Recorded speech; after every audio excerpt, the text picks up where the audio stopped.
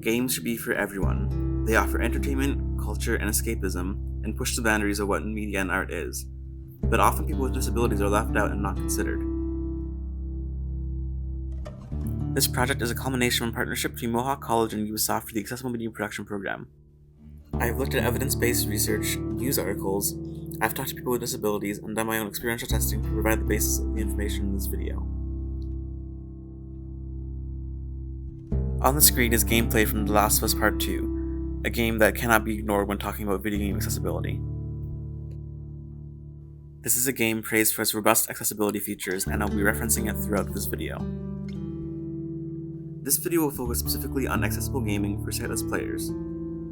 People who experience sightlessness have no sight at all, which prevents them from accessing every video game. Certain games have made strides in sightless accessibility, specifically games such as The Last of Us Part 2. This video will go over some of the best practices to make video games accessible to all players without sight.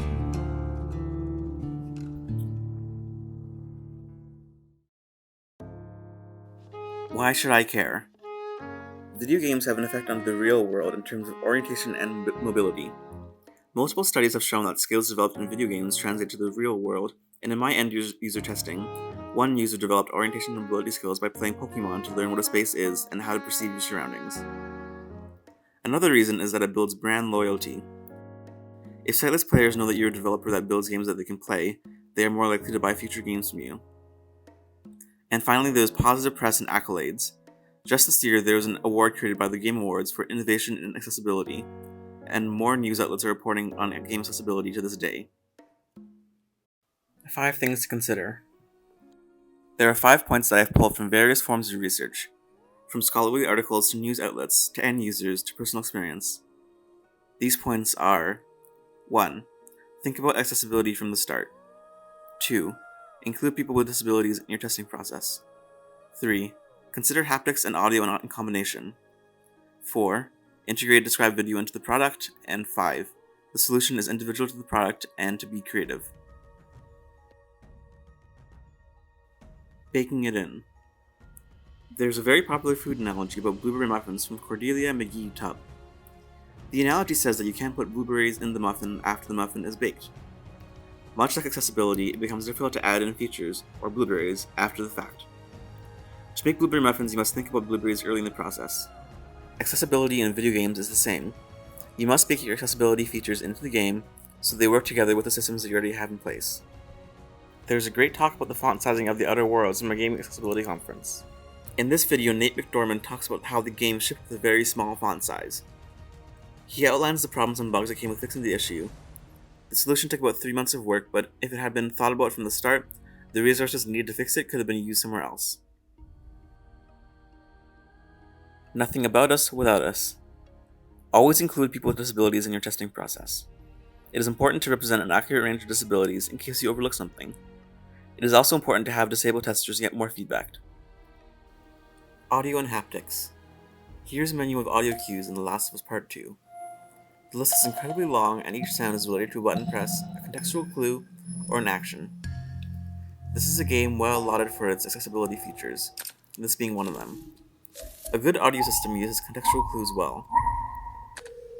In my end-user testing, one individual said that each object or thing or prop needs to make a sound or have some sort of audio cue in relation to the player. A big part of audio for sightless players is text-to-speech narration. This is vital for menu navigation and information you want shared to your player base.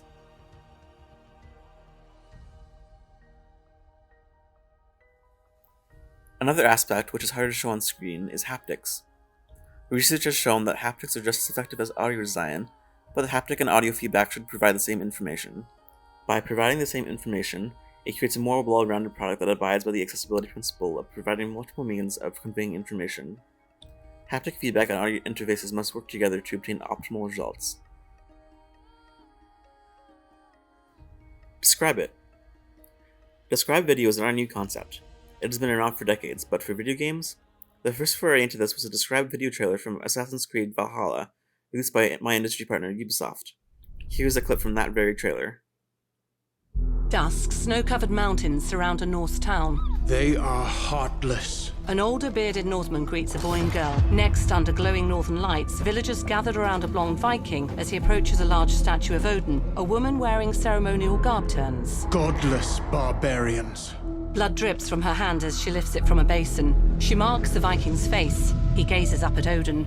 Dawn. Long ships sail away from the town towards a sunlit horizon. To understand why this is important, we must define both described video and integrated described video. Described video is when a secondary audio track provides a verbal description of the visual elements of the scene. On the other hand, integrated described video has the description fully baked into the product. It is built from the ground up with accessibility in mind. Consider integrated described video in the gameplay, but traditional described video for cutscenes. In my end-user testing, described video was brought up as a point that could improve the gameplay experience. Sightless gamers want the nuance of the experience, the emotion of the characters as they interact. And the solution? There is no one cookie-cutter solution. A solution for one product might not be the best for another due to the varied structure of games. For example, the wayfinding system in The Last of Us Part 2 works because of the linearity of the game. It would not work in an open-world setting. The real solution to this problem is creativity. Create game systems that take into consideration all players. In a critique of the wayfinding of The Last of Us Part 2, one of my end users said the system makes you feel blind. The Last of Us Part 2 makes you feel like you're holding someone's hand and them taking you there, rather than exploration and getting to know the lay of the land. In other words, you become a follower, not a leader that's in control. From my research, these are the best practices for making a video game accessible to someone without sight. A creative solution must respect the player, engage with the Sightless community, and have its features implemented from the start. It should incorporate a robust audio system, haptic feedback, and described video. Thank you for watching.